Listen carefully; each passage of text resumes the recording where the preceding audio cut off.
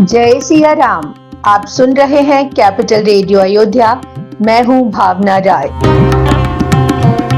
और मैं हूं वात्सल्य राय। सभी सुनने वालों को जय सिया राम। कैपिटल रेडियो अयोध्या में आप लगातार सुन रहे हैं रामायण की कहानियां। रामायण का अर्थ है राम का अयन, यानी भगवान श्री राम की यात्रा। ये वो यात्रा पथ है जिस पर बढ़ते हुए राजकुमार राम मर्यादा पुरुषोत्तम भगवान हो गए। पिछले एपिसोड में हमने आपको सुनाया कि कैसे हनुमान जी ने लंका का हाल प्रभु को बताया और भगवान राम ने उनकी भक्ति और सेवा से गदगद होकर उन्हें हृदय से लगा लिया। प्रभु ने तुरंत ही सुग्रीव को सेना तैयार करने का आदेश दिया। अगर आपने वो एपिसोड नहीं सुना है तो हम उसका लिंक डिस्क्रिप्शन बॉक्स में साझा कर रहे हैं। और अब आगे की कथा। कपिपति बेगी बुलाए आए जूथप जूथ, नाना बरन अतुल बल बानर भालू बरूद। वानराज सुग्रीव ने भगवान राम की आज्ञा पाते ही तुरंत दूतों को भेजकर वानर सेना को एकत्रित होने का संदेश भेजा। देखते ही देखते वानर वीरों के बड़े बड़े समूह वहां जमा हो गए। अलग अलग रंगों के, अलग अलग प्रजातियों के और अतुलनीय बल रखने वाले वानर और भालुओं के झुंड भगवान राम के पास जमा होने लगे। देखी राम सकल कपि सेना, चितई कृपा करी राजीव नयना। वे योद्धा साधारण नहीं थे, ये वो वानर वीर थे जो भगवान राम की भक्ति से ओतप्रोत थे। वो सभी आते, भगवान राम के चरण में अपना शीश नवाते, हर्ष के साथ गर्जना करते। भगवान राम ने वानर वीरों की विशाल सेना को देखा और अपने कमल जैसे नेत्रों से उन पर कृपा दृष्टि बरसाई। राम कृपा बल पाई कपिंदा, भय पक्ष जुट मनहु गिरिंदा। हर्षि राम तब कीन पयाना, सगुन भये सुंदर शुभनाना। भगवान राम की कृपा का बल पाकर वो श्रेष्ठ वानर ऐसे तेजस्वी हो गए मानो पंख वाले विशाल पर्वत हों। सेना का उत्साह चरम पर था और तभी भगवान राम ने प्रसन्न होकर लंका की ओर प्रस्थान किया। जैसे ही प्रभु आगे बढ़े, प्रकृति ने भी उनका स्वागत किया। हर तरफ सुंदर और शुभ शकुन होने लगे। जासु सकल मंगलमय कीति, तासु पयान सगुनि यह नीति। प्रभु पयान जाना बैदेही, फरकि बाम अंग जनु कहि देही।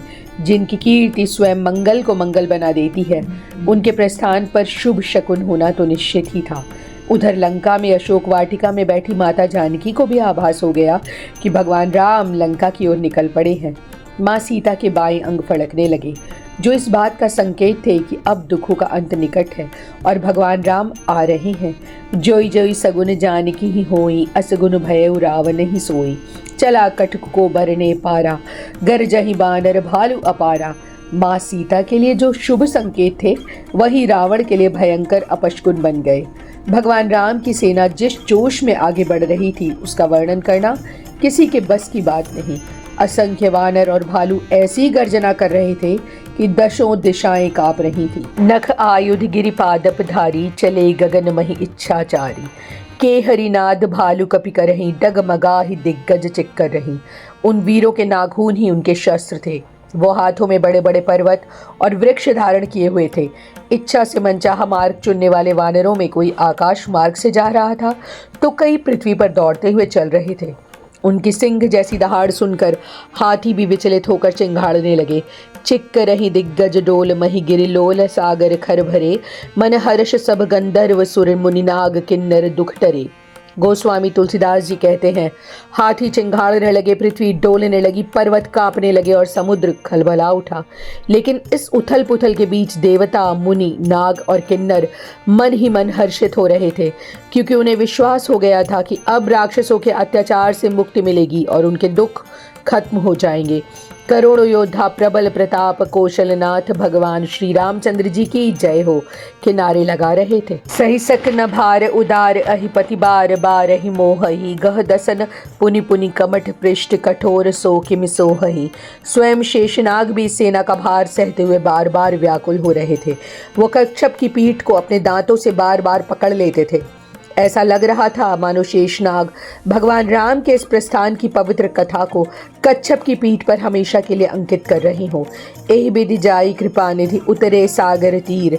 जह तह लागे खान फल, भालू विपुल कपिबीर। इस प्रकार महाबली वानरों के साथ कृपानिधि भगवान राम समुद्र के तट पर जा पहुंचे।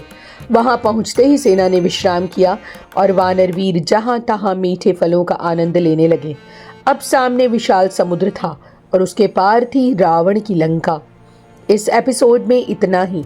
अगले अंक में हम आपको सुनाएंगे आगे की कथा। कार्यक्रम को पसंद करने और शेयर करने के लिए हम आप सभी सुनने वालों के बहुत आभारी हैं।